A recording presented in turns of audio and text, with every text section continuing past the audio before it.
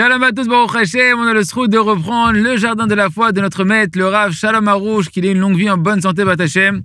Et donc, on reprend le jardin de la foi avec le chapitre « On n'y comprend rien, mais on a la foi que tout est pour le bien ».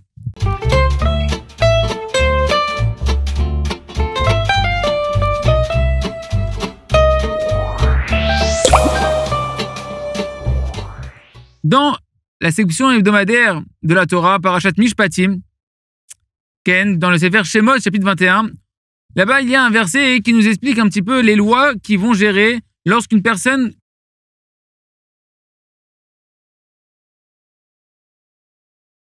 vit dans les villes de refuge. Et Rashi, à Kadosh, sur ce passouk-là, il nous explique un petit peu les mots du verset. Et donc, quand on reprend le verset dans les mots, il nous dit comme ça. Le verset nous dit « Va'asher lo tzada ». Cette personne-là n'a pas tué volontairement. C'est mamash, ce qu'on appelle un accident. La personne a été tuée accidentellement. Elle a tué accidentellement. Et dans la suite du verset, c'est marqué que Dieu lui a présenté. Va'elokim ina leyado. Et là, en réalité, Rashi nous explique c'est quoi que Dieu lui a présenté. Il nous dit en fait, c'est Hashem Itbarach lui-même, Akadosh Baruch Hu, qui a organisé ce que nous on appelle soi-disant entre guillemets un accident, le fruit du hasard. C'est Hashem qui a présenté sous une providence divine que cette mort, elle s'est produite, ce que nous on appelle un accident, mais qui, a priori, à l'échelle divine, ce n'est pas du tout un accident. Et le Midrash vient nous éclairer sur cette partie de la Torah. Il nous dit, de quoi le passouk nous parle, de quoi le verset nous parle. Il nous remet dans la situation, il dit en fait, il y avait deux personnes. Un qui avait déjà tué involontairement, et une autre personne qui avait tué volontairement. Et il n'y avait pas de témoin. Dans ces deux cas-là, il n'y avait pas eu de témoin pour témoigner de ce qui s'est passé.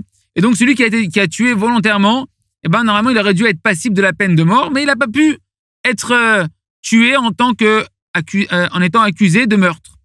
Et le deuxième qui a tué involontairement, également, n'a pas pu être jugé avec la sentence qui est d'être exilé dans les villes de refuge. Alors, qu'est-ce que Kadosh Baruch Hu a fait? Il les a présentés les deux dans une auberge. Et voilà qu'il y avait notre assassin qui a tué volontairement et qui se met sous une échelle, et voilà que celui qui a tué involontairement monte sur l'échelle, il tombe, Hachem fait qu'il tombe avec l'échelle sur le meurtrier, il le tue involontairement, cette fois-ci il y a des témoins, et donc celui qui avait tué involontairement va enfin être jugé vu qu'il y a des témoins pour être exilé, et l'autre personne qui avait tué volontairement, qui n'avait pas eu de témoins, cette fois-ci il y a des témoins, et en plus il est tué, donc il a eu sa peine, sa sentence, qui a été organisée directement par le ciel, il a été tué Minash Shamaim, depuis le ciel, de manière involontaire, comme un accident. Mais on comprend qu'en réalité, ce n'est pas du tout un accident. De là, qu'est-ce qu'on apprend, les amis? Une grande conclusion pour la Emouna, pour la foi de chacun d'entre nous. Que la providence divine, elle se tient derrière, en réalité, tous les accidents que l'on entend dans les informations, dans notre entourage, que Dieu nous en préserve. Il n'y a pas d'accidents qui sont le fruit du hasard. Ken, c'est vrai que pour nous, à nos propres yeux, on dit c'est un accident, on ne comprend pas, qu'est-ce qui se passe, etc.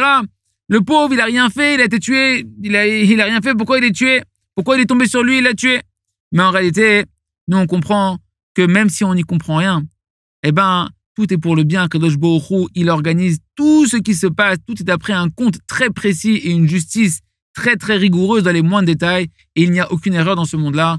Il raisonne que l'on puisse vivre avec cette foi extraordinaire, d'avoir une confiance totale en Kadosh Baruch Hu, et qu'on puisse avoir le mérite de continuer ensemble cette aventure dans le prochain épisode du Jardin de la Foi. À très bientôt, Be'at Hashem.